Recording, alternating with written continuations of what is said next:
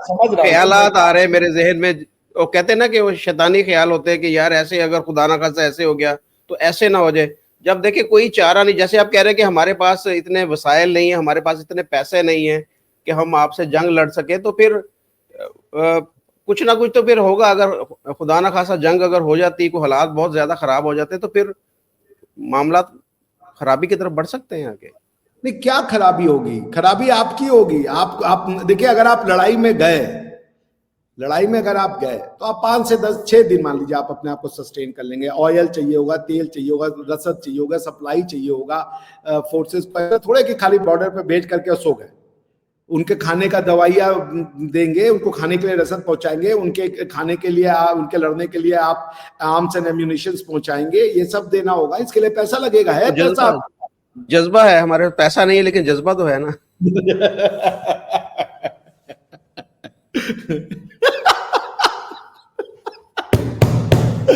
Good one, good one. हाँ, जज्बा तो सही सही, ठीक है। हाँ, जज्बे से हम हार जाएंगे। हाँ, ठीक कहा आपने, जज्बे से हम लोग हार जाएंगे, ये बात सच है। जज्बे से दुनिया हार गई आपकी। हेलो एंड वेलकम फ्रेंड, मैं हूं मुजफ्फर चौधरी और आप देख रहे हैं हमारा यूट्यूब चैनल परफेक्ट रिएक्शन। दोस्तों, डॉक्टर अभिषेक मिश्रा इस वक्त हमारे साथ मौजूद हैं। किसी तारुफ की ज़रूरत नहीं है। डॉक्टर साहब को आप सब बहुत शौक से सुनते हैं और जानते भी हैं, तो मैं अपने शो में बगैर टाइम वेस्ट किए इन्हें वेलकम कहता हूं। तो नमस्कार सर, अस्सलाम वालेकुम, कैसे हैं आप?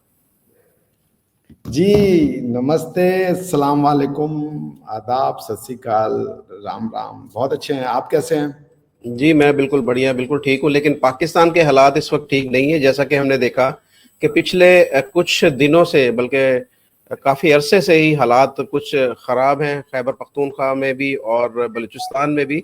तो उसको लेके इस वक्त पाकिस्तान के अंदर कौमी सलामती कौंसल यानी कि नेशनल सिक्योरिटी काउंसिल का इजलास इस वक्त जारी है और उसमें ब्रीफिंग दी जा रही है। मुख्तलिफ जो सिक्योरिटी एजेंसीज के जो हेड हैं वो पार्लियामेंटेरियन को और दीगर जो स्टेक होल्डर हैं उनको वो ब्रीफिंग दे रहे हैं कि क्या वजूहात हैं, क्यों ये सारी जो है इस तरह के हालात बने हुए हैं। तो अभी एक मैं मीडिया रिपोर्ट भी देख रहा था, उसके अंदर भी ये बताया गया कि उन्होंने कुछ दूसरे जो हमारे हमसाए ममालिक हैं उनकी जो खुफिया एजेंसीज हैं उनका भी नाम लिया है कि वो इस जितने हालात पाकिस्तान के अंदर ख़राब हैं इसमें उनका भी हाथ है, उसी की वजह से ये ज़्यादा मामला पाकिस्तान के अंदर ख़राब है। तो आपसे मैं जानना चाहूँगा कि क्या वाकई ऐसे है कि पाकिस्तान के अंदर जो इस वक्त हालात ख़राब हैं उसके पीछे जो हमारे हमसाया ममालिक हैं उनका हाथ हो सकता है? आपका मतलब ईरान? नहीं, मतलब अफगानिस्तान और भारत, दो ममालिक जो हैं वो और उनकी जो खुफिया एजेंसीज हैं उनका जो। देखिए मुजफ्फर भाई, आप नए अमेरिका हैं, आप सबके पड़ोसी हैं। सारी दुनिया को आप जाकर के जो है वो इस्लाम की टीचिंग देने में बिजी। तो आपने सबको अपना पाकिस्तान को दुनिया जान गई है पाकिस्तानियों की वजह से, और नॉट फॉर गुड रीजंस। मैं जानता हूँ, आप भी जानते हैं, सारी दुनिया कहती है कि पाकिस्तान के पासपोर्ट को अच्छा क्यों नहीं समझा जाता। तो आप खुद से क्वेश्चन पूछिए, क्या ये एक दिन में हो रहा है? मैं सुनता आया हूँ कि पाकिस्तान का पासपोर्ट की रिस्पेक्ट नहीं है, पाकिस्तानी नाम सुनते ही वो आपको एयरपोर्ट पे अगर आप होते हैं सिक्योरिटी फ्रिस्किंग लाइन में तो वो आपको निकाल करके अलग से फ्रिस्क करते हैं। ये सब क्या आज हो रहा है आपके साथ? ये धीरे धीरे हो रहा है। क्यों आपका पासपोर्ट जो है वो वर्स्ट पासपोर्ट की कैटेगरी में नीचे से नंबर 2 पे है या नंबर 3 पे है? ये क्यों हो रहा है? ये सब क्यों? आपको टेररिज्म की वजह से किया गया ना। तो आपने जो बोया है वही कहा है। अब ये हिंदुस्तान ने कर दिया, ये अफगानिस्तान ने। ये काम बांग्लादेश में क्यों नहीं हो रहा है? भूटान में क्यों नहीं हो रहा है? नेपाल में क्यों नहीं हो रहा है? श्रीलंका में क्यों नहीं हो रहा है? ये लोग क्यों नहीं कह रहे हैं कि हमारे यहाँ, उनके यहाँ बम विस्फोट क्यों नहीं हो रहे हैं? बांग्लादेश में बम क्यों नहीं फट रहे हैं? ये तो जवाब दीजिए। ये रॉ मुलविस है, आपकी पॉलिसीज गलत है, आपका सारा कॉन्सेप्ट ही गलत है, ये देश गलत है। इसके हर कॉन्सेप्ट की जो जितनी वो की जाए कि क्या कहें उसको, जितनी भर्त्सना की जाए गलत है। झूठ पे भाई, इतना झूठ। मुजफ्फर भाई, आप मुझसे बड़े हैं, मेरे सम्मानीय हैं, आप भी अब समझने लगे हैं कि ये क्या कर। अच्छा एक बात बताइए, इतने दिनों में मैंने आपके किसी पॉलिटिकल मिनिस्टर का देखा ही नहीं, आज तक कोई पॉलिटिकल फेस ही नहीं आया। कि कोई ऑल पार्टी टॉक्स हो रहा है, कभी ऑपरेशन बदर लॉन्च हो जा रहा है, कभी ऑपरेशन जरबे अजब लॉन्च हो जा रहा है, कभी ऑपरेशन ये लॉन्च हो रहा है, कभी ऑपरेशन, तो आपके लिए तो जब आप ऑपरेशंस में बात कर रहे हैं तो ऑपरेशंस में आपको जवाब मिल रहा है।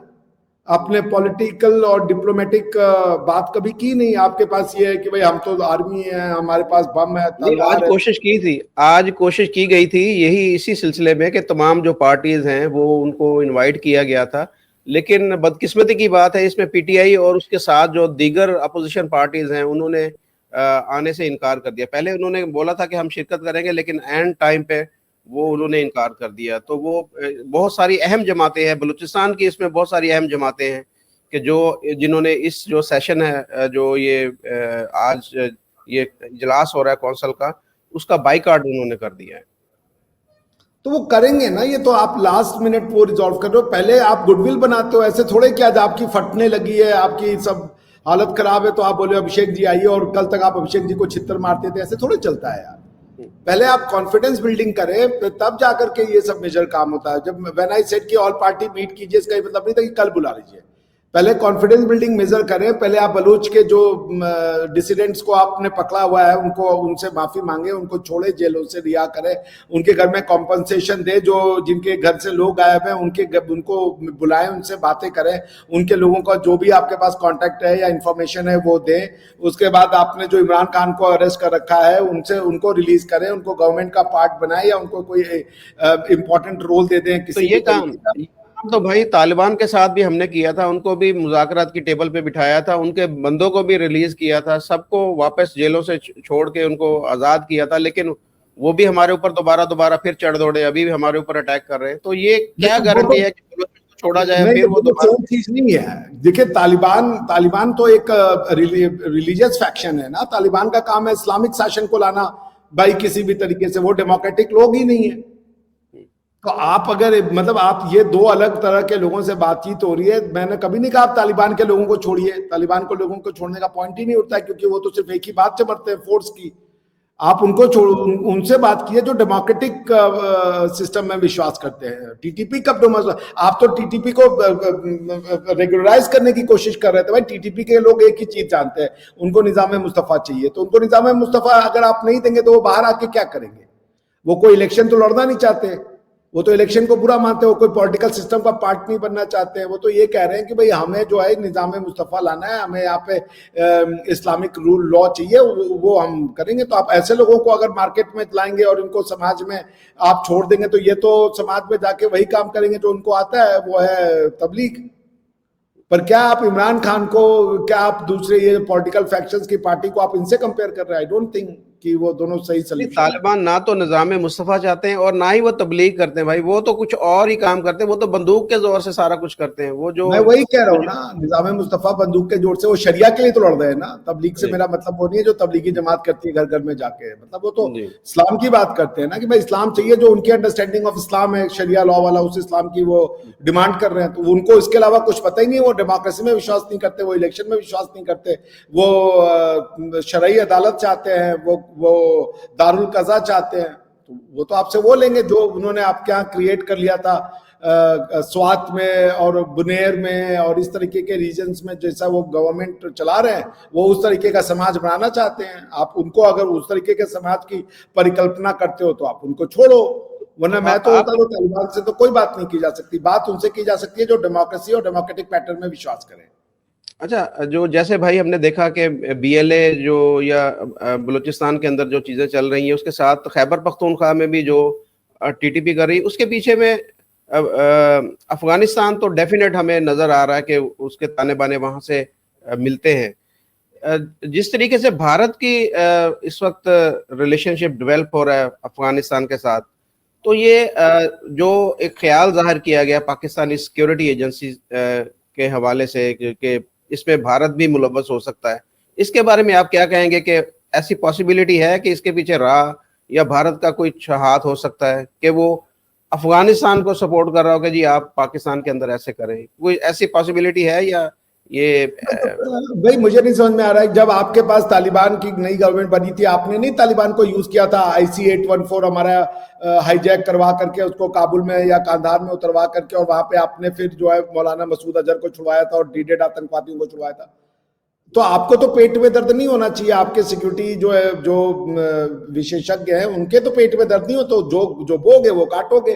कल तक अब आप तालिबान की गवर्नमेंट अफगानिस्तान में आपके लिए काम कर रही थी, उनको समझ में आ गया, आपने उनके साथ धोखा किया वॉर ऑन टेरर में, वो समझ गए कि आपके साथ भरोसा नहीं किया जा सकता। आज उनकी नीड है कि उनको रिकॉग्नाइज किया जा सके, उनकी फाइनेंशियल नीड है, उनकी इंफ्रास्ट्रक्चरल नीड है, उनकी दूसरी नीड है, उनको चावल चाहिए, उनको खाने के लिए गेहूं चाहिए, उनको दवाइयां चाहिए, उनको इंफ्रास्ट्रक्चर चाहिए। आप तो वो नहीं दे सकते, आप तो सिर्फ इस्लाम की बातें करोगे उनसे कि भैया हम इस्लामिक ब्रदर हैं, मगर इस्लाम के नाम से सिर्फ तो पेट नहीं चलता ना, दवाइयों को हॉस्पिटल में दवाइयां तो नहीं चलती हैं, वो सब तो इंडिया देता है उनको।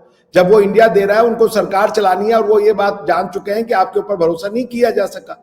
तो अगर वो आज इंडिया के कहने पर हमारे कुछ दुश्मनों को पाकिस्तान में मार रहे हैं, तो इसमें अचरज किस बात की है? किस बात की अचरज है? आप अगर हाफिज सईद को दिखाने के लिए जेल में डालोगे और उसके बाद वो दंदनाते फिरेंगे पूरे शहर में, तो अगर कोई गोली मार रहा है तो आपको दुख नहीं होना चाहिए। अगर आप दाऊद इब्राहिम को अपना जो है स्टेट गेस्ट बना के रखोगे आप, तो फिर वो तो आप जो भारत का हर दुश्मन आपके यहाँ पाया जाता है। भाई क्यों भाई, क्या लेना देना है आपका? तो फिर मुझे समझ में नहीं आ रहा है कि जब आपने अफगानिस्तान का यूज किया, आपने दुनिया भर में भारत को जाके बदनाम किया, आपने कोई ऐसी काम थी जो नहीं छोड़ी, 5 जिहाद आप लड़ चुके, उसके बाद भी आप चाह रहे हैं कि भारत आपके साथ कुछ ना करे, कि आपके झूठ बोलने से कि नहीं हमने लड़ाइयां नहीं शुरू की हैं, पाकिस्तान ने जिहाद नहीं शुरू किया है, बल्कि इंडिया ने शुरू किया था तो हमने उसके रिस्पॉन्स में जिहाद किया, ये तो सच नहीं है।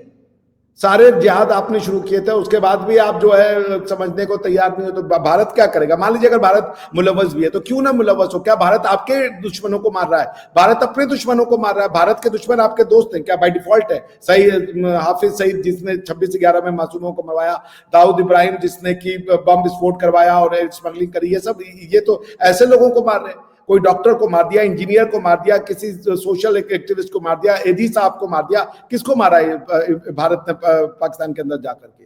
ये तो टेररिस्ट है, ये तो आप भी मानते हो। आपने भी सजा दी हुई है 32 साल की, 78 साल की, जितने भी साल की आपने दाऊद क्या नाम है सईद, हाफिज सईद को सजा दी है, वो भी टेरर के चार्जेस पे, टेरर फाइनेंसिंग के लिए। तो एडमिट तो आप भी कर चुके हो कि वो टेररिस्ट है, तो फिर क्यों आप रो रहे हो कि भाई टेररिस्ट को मार दिया? तो व्हाट इज योर, वो आपके लिए भी क्रिमिनल है भाई। हाफिज सईद जितना हमारा क्रिमिनल है उतना ही आपका क्रिमिनल है। तो हमें समझ में नहीं आ रहा है कि आपकी गवर्नमेंट चाह क्या रही है? बलूचिस्तान में जो कर रहे हैं वो गवर्नमेंट ऑफ इंडिया के कहने से इतना बड़ा इंसर्जेंसी हो रहा है? ऐसे नहीं होता भाई। आप सिस्टम को आप समझना ही नहीं चाहते, पढ़ना ही लिखना नहीं चाहते यार आप लोग। अजीब अजीब जो क्वेश्चन होते हैं आपके यहाँ से। जी बिल्कुल सही। अच्छा, तोरखम बॉर्डर इस वक्त बंद है। जो आपने ट्रेड की बात की, आपने जो अफगानिस्तान को बोला कि उसको गंदम की, उसको चावल की ज़रूरत है, तो वो पाकिस्तान से ही सारा यहाँ से जा रहा था। तोरखम बॉर्डर इस वक्त बंद है। और मैं अभी एक और रिपोर्ट देख रहा था, उसमें ये बताया गया था कि बैकडोर जो है वो कुछ ऐसी चीज़ें चल रही हैं, बातें चल रही हैं कि उसको खोल दिया जाए। लेकिन पाकिस्तान की तरफ से वो कह रहे हैं कि जिरगे ने जो है वो बात की है अफगान जिरगा से कि जी हम खोलना चाहते हैं, लेकिन अब उधर से कोई पॉजिटिव रिस्पांस नहीं आ रहा और अभी भी वो बॉर्डर बंद है। तो इस चीज को आप कैसे देखते हैं कि एक तरफ से वो जंग भी चल रही है और साथ में ये बॉर्डर भी खोलने की बात हो रही है? तो ये तो आपने मेरी बात को प्रूव कर दिया ना। तालिबान तो आपका विक्ट्री है, तालिबान आपके एसेट थे, आपके स्ट्रेटेजिक डेप्थ पॉलिसी के अंदर में। आप तो यही चाहते थे कि तालिबान में, अफगानिस्तान में ऐसी गवर्नमेंट आए जो आपके विचारधारा की हो। तो तालिबान आपके एसेट थे। अब आप खुद से पूछिए कि आपके एसेट्स आपकी लायबिलिटी कैसे बन गए? आज तुर्कम बॉर्डर क्लोज है, आपने तो अभी उनके अंदर जाके सर्जिकल स्ट्राइक किया था ना। तो सर्जिकल स्ट्राइक करने के बाद वो क्या बॉर्डर खोल देंगे, आपके साथ ट्रेड करेंगे? पाकिस्तान के प्रति कोई वहां पे बिल्कुल आपकी बात को मैं यहाँ पर सेकंड कर रहा हूँ। अगर पाकिस्तान के ये जो अभी ये चल रहा है, इजलास चल रहा है, इसके अंदर कोई फैसले किए जाते हैं कि अफगानिस्तान के ऊपर कोई एयर स्ट्राइक या इस तरह का कोई कार्रवाई की जाती है, तो उससे फिर आगे आने वाले दिनों में आप क्या देख रहे हैं? हालात कुछ और खराब होंगे या चीजें कुछ बेहतरी की तरफ जाएंगी? मुझे लगता है कि आज को फैसला होगा कि अफगानिस्तान के साथ सख्ती से निपटा जाए। तो अगर ये ऐसे होता है तो फिर क्या देख रहे हैं आगे आप? नहीं, तो सख्ती तो आप अफगानिस्तान के साथ सख्ती करने जाएंगे। Afghanistan has more cards to play than you have. Afghanistan आज की डेट में ज्यादा स्ट्रेटेजिकली इंपॉर्टेंट है दुनिया के लिए देन यू आर। आपका यही क्लेम है ना कि भाई हमारे से सेंट्रल एशिया का रास्ता जाता है, बहुत इंपॉर्टेंट है। तो अफगानिस्तान कह रहा है अमेरिका को, अफगानिस्तान कह रहा है इंडिया को, आप हमारे रास्ते से सेंट्रल एशिया में जाओ। इंडिया ने चाबहार का रूट बना लिया, ईरान के थ्रू वो सेंट्रल एशिया का एक्सेस पा लिया है। उसके बाद बागराम जो बेस है उस पर अमेरिका आके कंट्रोल करना चाहता है, और अफगानिस्तान तालिबान कहता है हाँ ठीक है आप यहाँ से करो, हमारी गवर्नमेंट में खाली इंटरफेयर मत करो। तो अगर आप हर चीज को सख्ती से निपटेंगे, कितनी सख्ती से निपट लेंगे? कहां से लाएंगे गोला, कहां से लाएंगे बारूद, कहां से लाएंगे तोप, कहां से लाएंगे तलवारें? आप कितनी आपके पास गोला बारूद है भाई? हर चीज को हम सख्ती से निपटेंगे, सख्ती से निपटेंगे। अरे 5 दिन सख्ती से निपटिएगा, उसके बाद सख्ती खत्म हो जाएगी आपकी। लड़ाई लड़ना आप आसान समझ रहे हैं क्या? कितने फ्रंट आपने बॉर्डर खोल दिए हैं, और किससे लड़ रहे हैं आप? आपका दुश्मन कौन है? आप ऐसी लड़ाई लड़ रहे हैं जिसमें आपको दुश्मन ही नहीं पता है कि कौन है दुश्मन। तालिबान आपका दुश्मन है। आप तो अभी तक 5 महीने पहले तक तालिबान से आप बोल रहे, तालिबान के लिए एडवोकेटिंग कर रहे, एडवोकेसी आप कर रहे थे कि भाई इनका जो है फ्रोजन असेट वापस कर दो, इनको फाइनेंशियल सपोर्ट करो, इनको रिकॉग्नाइज करो। You do not know who your enemy is. आप जो है ना अंधेरे में तलवार भांज रहे हो, विदाउट ये जाने के दुश्मन नहीं है कि हम सख्ती से निपटेंगे। कितनी सख्ती कर लोगे भाई? क्या मार लोगे आप सबको? दुनिया में सबको आप मार दोगे, सिर्फ आप ही के पास है।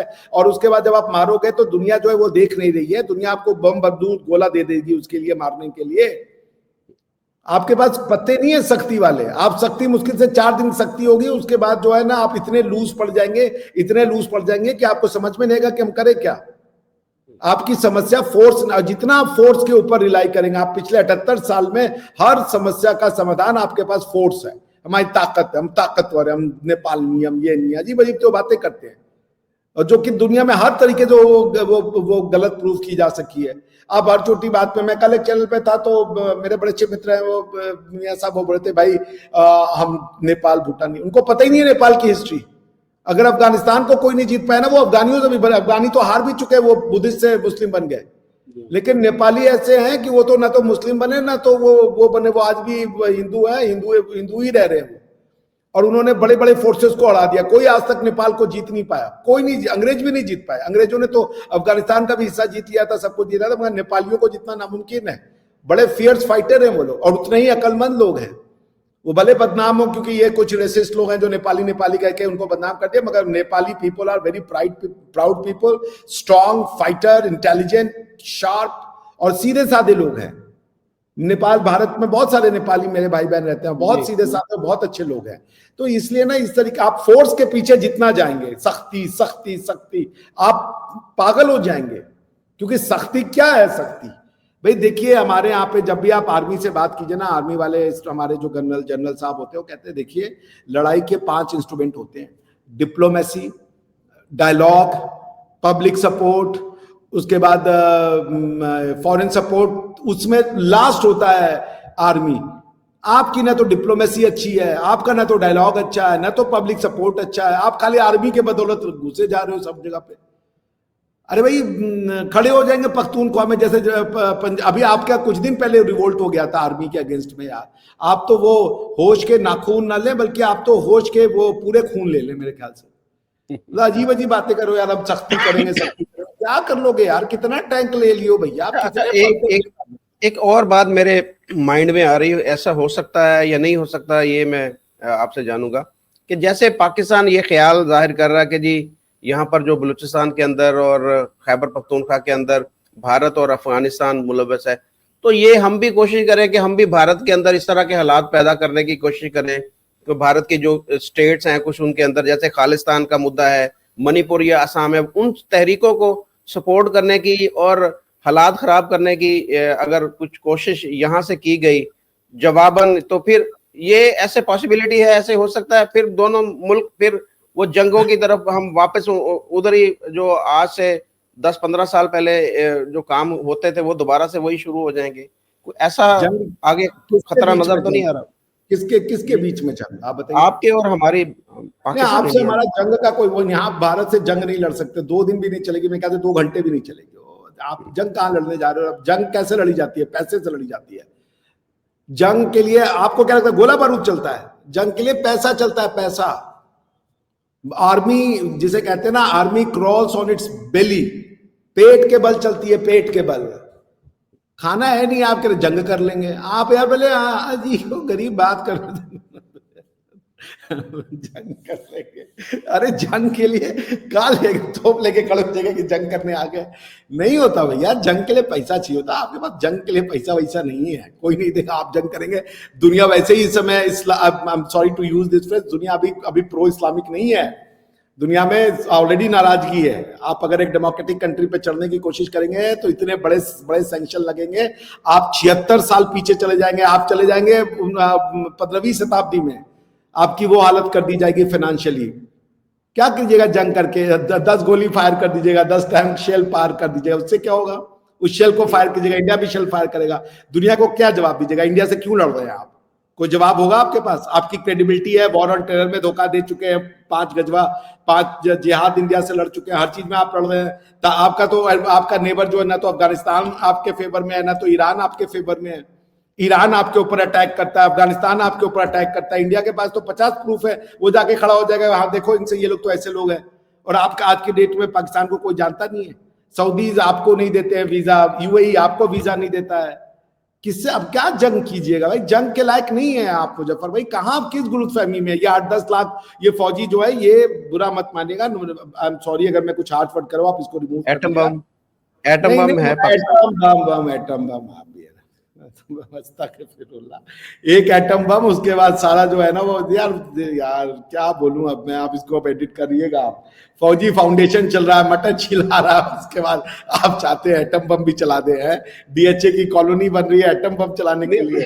नहीं, मैं नहीं चाहता, मैं एक जो मेरे ख्यालात आ रहे हैं मेरे जहन में, वो कहते हैं ना कि वो शैतानी ख्याल होते हैं कि यार ऐसे अगर खुदा ना खासा ऐसे हो गया तो ऐसे ना हो जाए।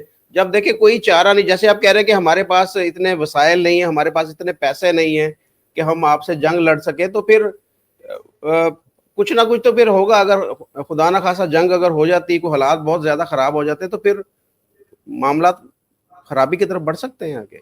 नहीं, क्या खराबी होगी? खराबी आपकी होगी। आप देखिए, अगर आप लड़ाई में अगर आप गए तो आप 5 से 6 दिन मान लीजिए आप अपने आप को सस्टेन कर लेंगे। ऑयल चाहिए होगा, तेल चाहिए होगा, रसद चाहिए होगा, सप्लाई चाहिए होगा, फोर्सेस पर थोड़े कि खाली बॉर्डर पे भेज करके सो गए। उनके खाने का दवाइयाँ देंगे, उनको खाने के लिए रसद पहुंचाएंगे, उनके खाने के लिए उनके लड़ने के लिए आप आर्म्स एंड एम्यूनिशन पहुंचाएंगे, ये सब देना होगा, इसके लिए पैसा लगेगा। है पैसा, जज्बा है हमारे, पैसा नहीं है लेकिन जज्बा तो है ना।